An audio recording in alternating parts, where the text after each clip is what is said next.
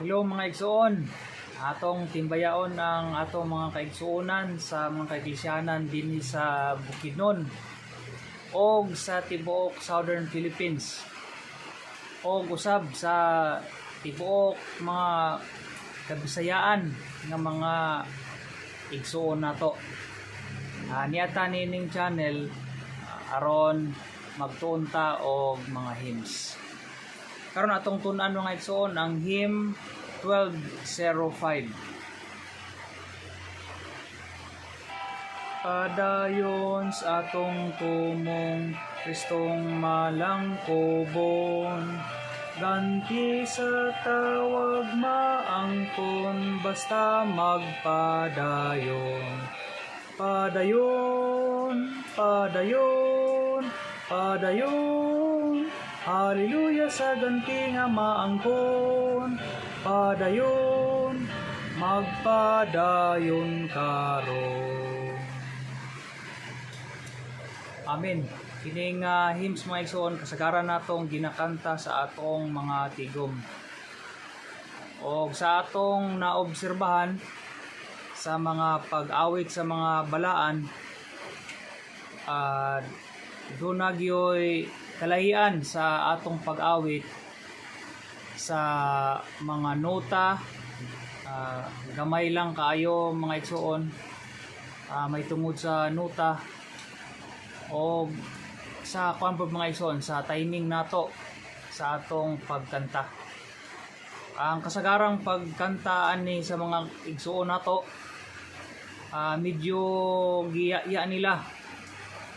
So kasagaran ginani ang pagkanta mga igsuon nila. Magpadayon sa atong tumong Kristong malangkobon, ganti sa tawag maangkon, basta magpadayon. Padayon, padayon, padayon, haleluya sa ganti nga maangkon, padayon, magpadayon karon. Sa nota mga igsoon, daghan nay mga maigo nga mga nota sa mga lines nga wala masibo no sa nota give sa hymn. Magpadayon sa atong tumong Kristong malangkobon, ganti sa kanang ganti mga igsoon, duara man na siya ka-syllable, ganti. Sa atong music sheet mga igsoon, ang kanang ganti parehar na siya og note. So ganti sa tawag maangkon,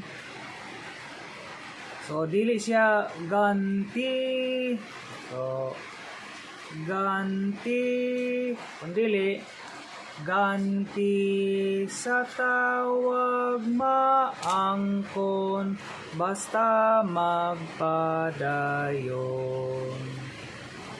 So kanalay major kayo mga igsoon nga wala lang kayo masakto sa mga nota. Dayon ang mga igsoon, ang timing niya dili siya ya kontra sa kasagaran natong pagkanta ani.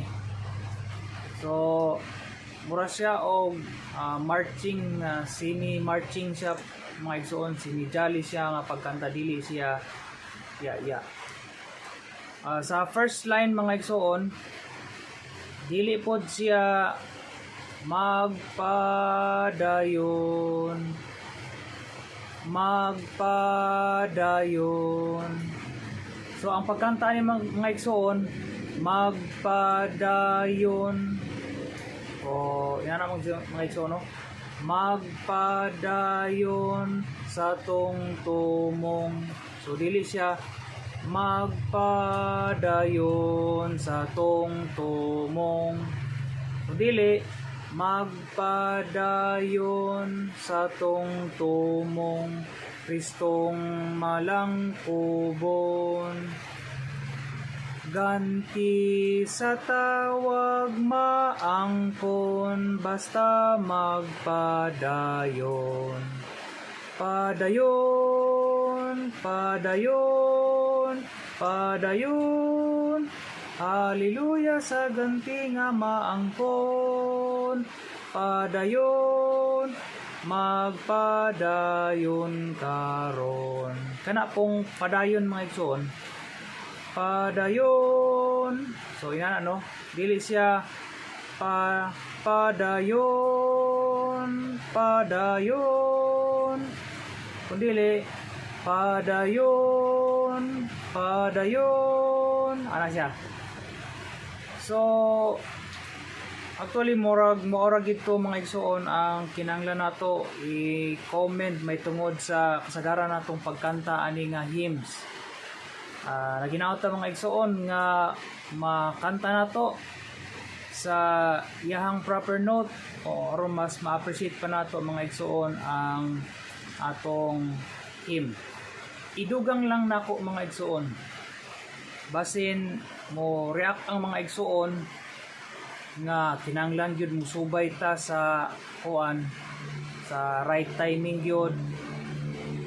Siguro ma-promote nato na nga kuan mga igsoon nga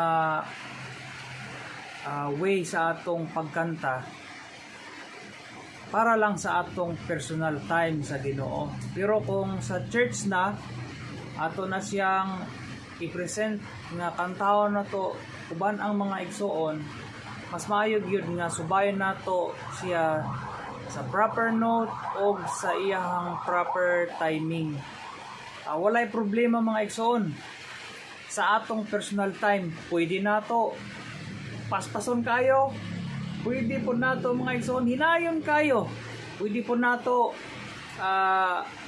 lahi-lahion ang nota. Depende sa pagdala sa espiritu nato mga igsoon. Pero sa atong sa church na mga igsoon, labi na sa mga blending nato, mas maayog yun makanta siya sa proper note o sa iyahang proper timing. Amen mga igsoon, dahil ng atong Ginoo.